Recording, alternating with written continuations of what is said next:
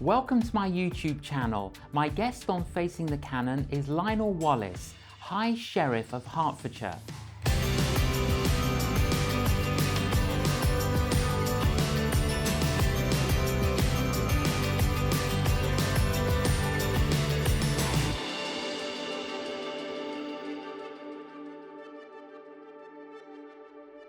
Lionel Wallace, welcome to Facing the Canon.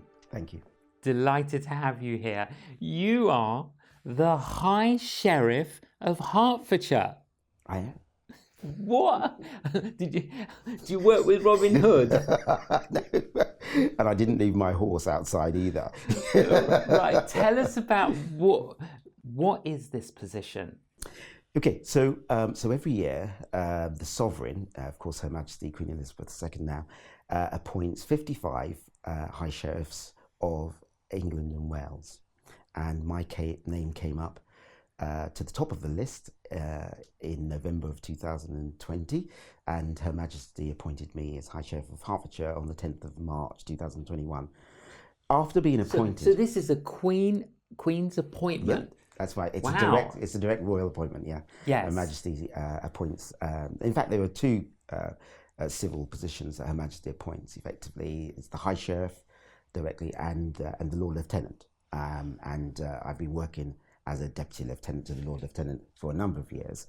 But the High Sheriff role, importantly, is a 12-month appointment, and it changes every 12 months, and mine will be changing in April. And what is the High Sheriff was your question? Yes. Well, it's not about Robin Hood, but everybody talks about that. Effectively, it is in fact the longest sovereign appointment in the history of the United Kingdom. So in times gone past, the Sovereign would appoint the High Sheriff, and they would have responsibility for basically law and order things, running the courts, looking after justice, raising the posse, etc. Lots of things. Very, very powerful position. In fact, the majority of the clauses in the Magna Carta, which you know was drafted in St. Albans, right? I did know that. Okay. Yes, I did. So the majority of the clauses in the Magna Carta reference the sheriff, actually. It's a very old position. Today we have the court system, we have the police, etc., and we have the army, and therefore I get a very ceremonial role today. There are a couple of duties, legal duties of the High Sheriff, but besides that, most High Sheriffs, once appointed or before they're appointed, think about a theme that they want to complete during their year, and mine has been Youth in Hearts. Oh, so you were free to choose a particular theme? You are, absolutely. In fact, when I was asked to be High Sheriff, the person who asked me if I would take a nomination said to me, "It's okay, Lionel, it's not that burdensome, and you can actually choose what you like." So one of the important reasons why I did accept the nomination was because of that conversation I had, which said, actually, you can do what you like. So your aspirations as the High Sheriff of Hertfordshire, what are you, in this year, what are your goals? What have been your goals? That's a really good question. So I have three pillars, particularly. The first pillar is I'm working with the Archbishop of York Youth Trust. Yes. And we're looking at how do we get schools to take on what's called the Young Leaders Award. This is where young people are encouraged and inspired to do volunteering work in their schools and become great citizens. Because I'm a great believer that actually schools are great and people can come out with really great exam results, but that doesn't make them good people. And really what we need to be concentrating in the whole of the education system is how do you get young people to become great citizens at young age? So that's the first program. That's the first pillar. Well, how do we get them to become great citizens? Well, I think we teach them lots of different values. And I mean, you know yourself that the church has great values to teach, but we don't have a monopoly on great values. But there are ways in which people can learn how to sacrifice, to serve. It's a great thing when people grow up knowing how to serve for no monetary reward. So volunteering as part of the school program is a really good way of building character. And then one of the things that's really important, I find, and I really enjoy doing this, is how do you take an individual, and every young person's an individual, wherever they are, whatever spectrum, and make a real effort to feed into their lives something that makes them the best that they can possibly be. And that's the sort of thing I think we should be doing in schools all over the place. And the example that Jesus gave us of being a servant. Yes, exactly that. For us it works, as doesn't Christians, it's just amazing, it works, really, isn't it? Absolutely. Okay, what's your second one? So the second one is then, I started a program with a colleague called Jack Parsons from London, called Be Your Own Boss Hertfordshire. And this was about saying, at the time, how do you inspire young people to think about entrepreneurial creativity? How can they start their own business? Because, you know, the lockdown period that we have seen meant that some of the first people to lose their employment were young people. You know, last in, first out, and challenges. And you know yourself, I'm sure, that mental health, as we class it today, but all of that aspirational stuff that we all try and encourage, is really difficult for young people, not least because the pressures on school, what am I going to do, the burden that they take on if they go to university and you know, with loans, etc. And we're saying, well, actually, maybe you want to think about starting your own business. So that's the middle pillar, which is sort of be your own boss, but including how can we get young people mentors and other support systems that allow them to become independent financially. One of the challenges we have, particularly in Hertfordshire, is it's a very expensive place to live. Yes. And so you find that young people who want to move out of their home and should have the ability to do so have to move very far away. And that influences the community, doesn't it? Because you get people almost sort of parachuting in that can afford it, and people who've grown up here having to be helicoptered out. Definitely. Which is a problem. But Lionel, picking up on your first two, Yes. and we'll come to the third in a minute, can you give us an example where you have been able to help somebody, and as a result of that, they started serving? And can you give us an example where you've encouraged someone to become entrepreneurial and they have? So on the first one, for example, what I've been doing is going around and sort of taking assemblies and doing that sort of activity. And a number of the schools have taken up this program now in Hertfordshire, the Young Leaders Award program, and we want to see much more doing that. So that's a progression. And how are they serving? How are they actually? How's it working out? So basically, what they do is they go through and they do a program in school, and then they may go out and do some volunteering, whether it's litter picking, whether it's serving elderly people in a club, for example. And as you know, over the last year, that's been more difficult in terms of lockdown, etc. So it's growing, but I think the pandemic has slowed down some of that personal volunteering. So it's building up. That's the sort of first one. On the second one, and it's not just about school-age young people. It's about young people. I'm basically focusing on the age up to sort of 29, but really encouraging some of them to take on some businesses. One guy I'm particularly been working with, you know, over this period and before I was High Sheriff, started with one shop in St Albans. He's now up to, I think it's his 6th or 7th. In the area, and he's quite young. I think he's 26. Yes, 26 and growing. And I think, you know, from that particular individual's perspective, God has been tremendously powerful in supporting and moving forward that vision as well for him. So, you know, that's an important aspect of that, and I've been involved in that. So the opportunities, Lionel, are out there. Totally. It's just equipping, encouraging, investing, and giving people some wisdom. Yeah. Did you know that Hertfordshire has the second and the third best locations, voted the best locations in the whole of the United Kingdom where people should start a business? So it's Stevenage and Watford, not too far from here. Yes. Were voted number 2 and 3 outside of London. There is a tremendous amount of investment going on in Hertfordshire. We're going to become the Hollywood of the United Kingdom, with, you know, one project, £700 million studio investment going in to one area of the county, and many more coming. And I was visiting one of the academies yesterday in my role, and talking about how do we get those people going through that academy school in Elstree to best prepare for these great opportunities. And some of them may not go into, film and media, but there are opportunities out there that people don't know about. And that's one of the challenges, I think, J.John, that the opportunities are there. There's quite a bit of money for people to start things like apprenticeships, etc. A lot of support that the government and other people have been given. And I've found in my High Sheriff year that a lot of it is about connecting people together and saying, did you know about this? And did you know about that? And moving them together, and then you get a solution. And because of that, even when I leave my High Sheriff role, I will be continuing with a number of things, including the last pillar, which I'm yet to tell you about. That is very encouraging. Number 3, what's the pillar? Number 3. Have you ever been into a magistrate's court? You don't I haven't. You haven't. There you are, you see? Not yet.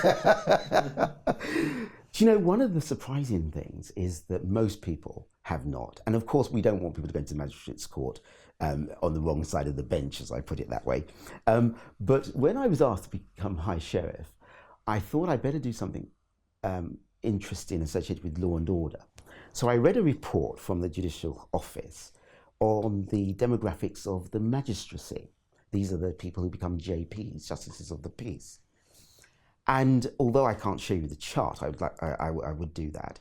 If you see the chart, and it's on my website, High Sheriff of Hertfordshire, the average age of our magistrates is 60 years old. So I asked the Judicial Statistics Office to give me the figures associated with the defendants coming before the court. And so I drew a red line on top of that chart, and it is the complete inverse of the representation on the bench. And in a community where we're judged by our peers, as people would put it, what I'm saying is that doesn't do it.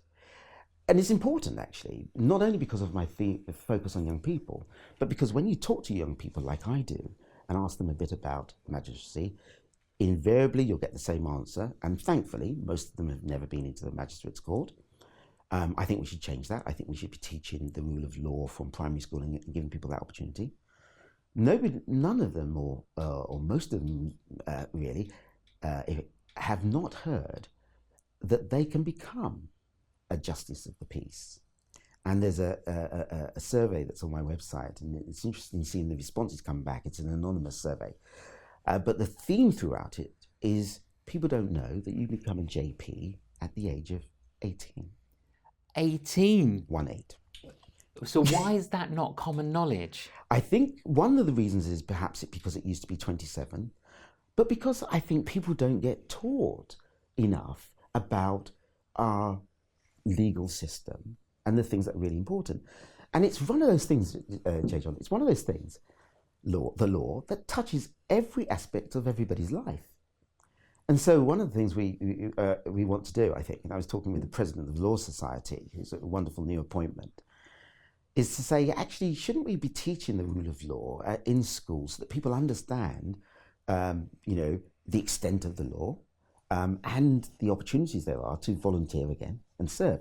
Because, again, most people don't know that it's a voluntary role, that you're looking for different age demographics, so young people from 18 right through to maybe 60 on the bench. And I'm not saying that all the bench should be no, but people. There should be a representation. There should be a representation, because when I talk to the young people who unfortunately have appeared before the court, their view is it's just my parents and grandparents doing things to me again.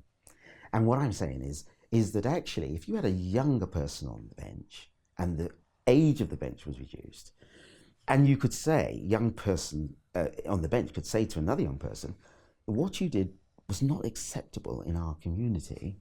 This is a very much more powerful statement, yes, than other people older doing it. And it's not just about locking people up and punishing them. It's actually about setting them free, because when the bench understands young people, I would say, better than it might do at the moment, and again, I'm not discounting the very great value that older magistrates bring, then I think some of those young people will be better understood and the judgments will be better respected. And so my year, and something that I will continue with, has been spent pursuing how we do that. And I'm delighted that the Ministry of Justice has recently taken some of these things into account and are launching and have launched actually a recruitment campaign to get more diverse people into the magistracy, and I think it's just going to be fabulous. And we want people, there's probably people who are going to listen to this, that are in our churches or wherever they are, that can be magistrates. And I would encourage people, if you've never considered it, research it and make an application if you can, and go and serve the community in a way that's really important. You can set people free from something that perhaps they're not guilty of. And this, as far as you're aware, Lionel, the system isn't biased against young people. So if an 18-year-old applied and there's only one place and it's between an 18-year-old and a 40-year-old, is there a bias with, oh, well, the 40-year-old's got more wisdom, experience? That's a fabulous question. You haven't been talking to some people who know me, have you? No, no. That's an interesting question. I'll tell you why. Because I think there's a sense of unconscious bias that might reign in some people's thinking. And I'm not picking out any individuals whatsoever. So if anybody's listening to this, I'm not picking any names out. But there's an unconscious bias that think that sometimes young people don't have the experience of older people. But I can assure you, I know a lot of 60-year-olds that aren't very wise. Yes. And I know a lot of 18 or below 18-year-olds yes. that are extremely wise. Sure. So well, I think common sense isn't always common. Absolutely. So not about it. Absolutely. And therefore, I think one should say, what is the criteria of what you're looking for? And choose people who fit the bill. And you can't exclude young people from fitting the bill.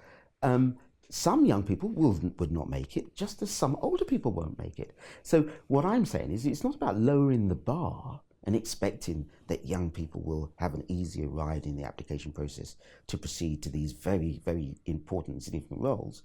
But I know some young people, they own their own businesses, they employ lots of people, they're very responsible, they know how to make really great judgments, and they're closer to the community that come before the court. Why wouldn't we have them on the bench? And so, to answer your question, I think there's perhaps an unconscious bias where people would say that there's no bias against young people, but I think you've got to positively challenge people to say, and so why does the chart look like it looks? Absolutely. But if more young people apply for these positions yes. over and over again, yes. there'll eventually be a tipping point. Exactly. Because people will begin to see people who look like themselves up there, and think, actually, this is a place for me. And what the survey is producing is people saying, I've never thought about ever becoming a magistrate, or perhaps they might say, well, I'm not going to because I don't feel it's for me. And so the judiciary, the magistracy, has to make sure that it becomes and is a welcoming place. And I think most people want it to be. But it's to break this back. And I'll tell you one story, if I may, just a few. Of course. In the summer when we got unlocked, as it were, and I went to the barber shop, I was sitting next to a young man. I didn't know him. He was born in, he's a black young man. He was born in South Africa, came over and he's studying in Hertfordshire. And I just said hello to him. I like talking to people, just like you do.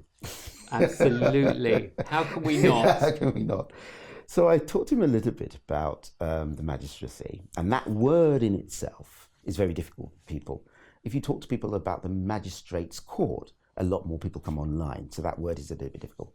Anyway, we had a conversation. I talked to him a little bit about this, and I said to him, have you ever considered it? He says, I don't really know what it is. Cut a long story short, I gave him my High Sheriff card, and he went home, and that was the Saturday. And on the Monday, I got an email from him saying, I've done a little bit of research on this. This is really important. I'm going to make an application to become a magistrate. And he was at school at 18. And it's as simple as that. Simple as that. Because the challenge is not that they won't do it. The challenge is they know nothing about it. No.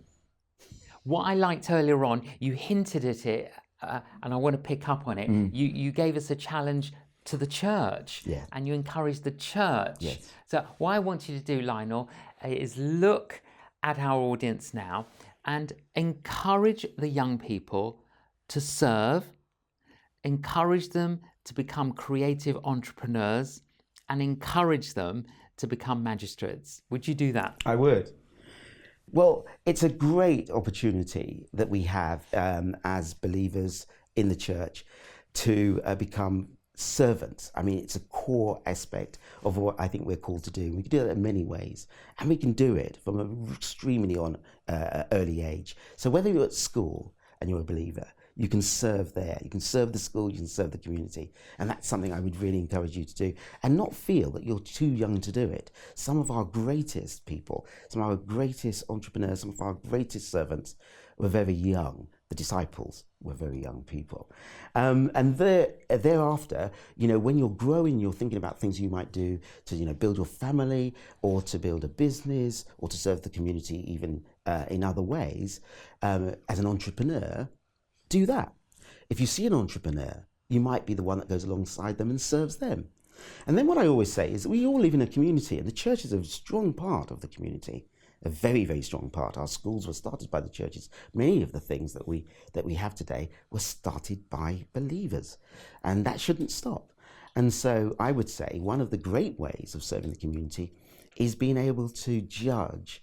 And I don't mean judge in terms of condemnation, but to be wise and to balance what the right decision would be for people who perhaps have made mistakes or accused of making mistakes and come before the courts and need a judgment on behalf of the community. It's a voluntary role. It handles 95 or 96% of criminal cases in England and Wales. And it's a really important thing, I think, for the church to be involved in. So I'd encourage you to do so. Lionel, thank you for that encouragement, and my prayer is that many will rise up to that encouragement that you've just given. Your tent making job is you are an aeronautical engineer. I am. I love it. So like Paul, who had a tent making job. So how long have you been an aeronautical engineer? I've been an aeronautical engineer for 42 years. So all my working life. 4+ decades. Yes, absolutely. And what aspect of that are you currently doing? We're coming up to an era where we'll see, I don't know if you remember the science fiction, sort of flying cars, flying vehicles. Well, yes. Well, I'm involved in regulatory activities associated with that world that's coming about, and it's exciting because there's new designers and companies in that environment that are making aircraft that are vertical takeoff and landing, that are going to be short runways, they're going to be electrical, so environmentally friendly. It's just an amazing technology and amazing world, and I love it, and I love doing it alongside all the voluntary things that I do, including High Sheriff. So you're not only the High Sheriff of Hertfordshire, you're not only an aeronautical engineer, you are a local church pastor as well. And you pastor a fascinating church in St Albans. Tell us about that. Yeah, so I grew up in the Pentecostal denomination. I'm not totally keen on denominational lines, so I don't use that as a mark for any issue other than just clarity. With my parents, Assemblies of God, and after that, I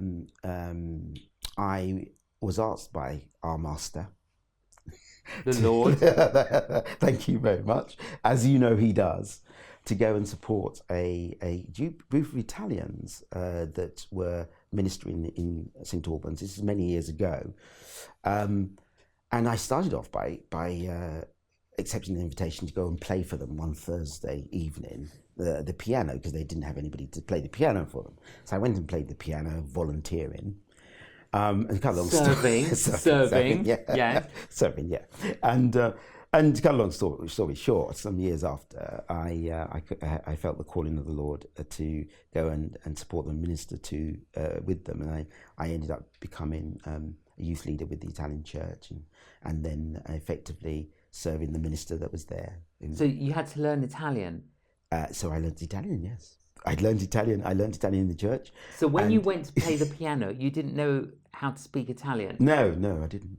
So you and your wife had to learn? So my wife, I wasn't married then. So I was single, and so I learned Italian before I got married, actually, and I learned through the people in the church, and I sometimes used to go to Italy, and I'm one of the sort of people, I love languages. I don't know if you do. Do you? I love languages. Yeah. Well, I speak Greek. You speak Greek, yes. Yeah. I don't speak Greek, but I love the Greek language.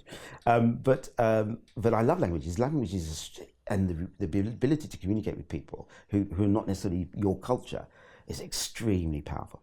So I sort of take the approach. I sort of lower my sort of pride level or inhibitions and just jump in.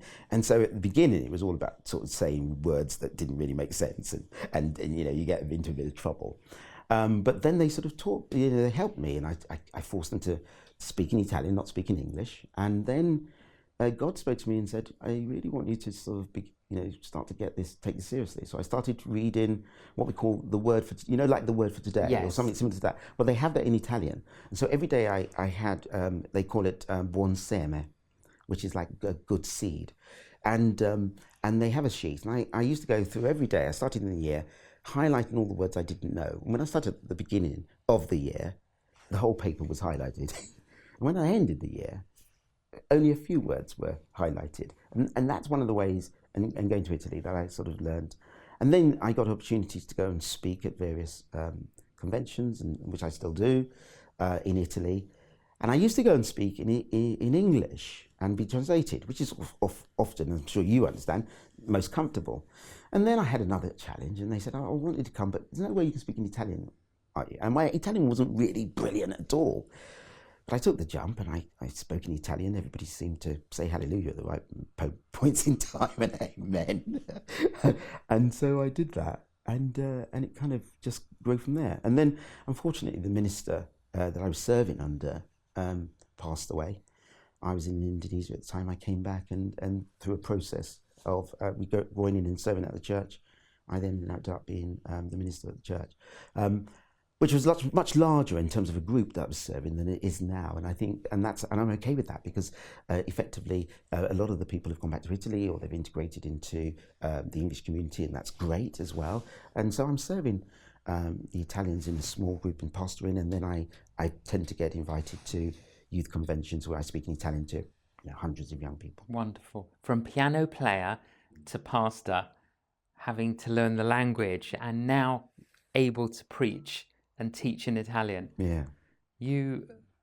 Well, God's good, isn't he? God is good. I love the combination that you're High Sheriff of Hertfordshire, you're an aeronautical engineer, and you are the pastor of the Italian church in St Albans, but all because you want to serve the King of Kings.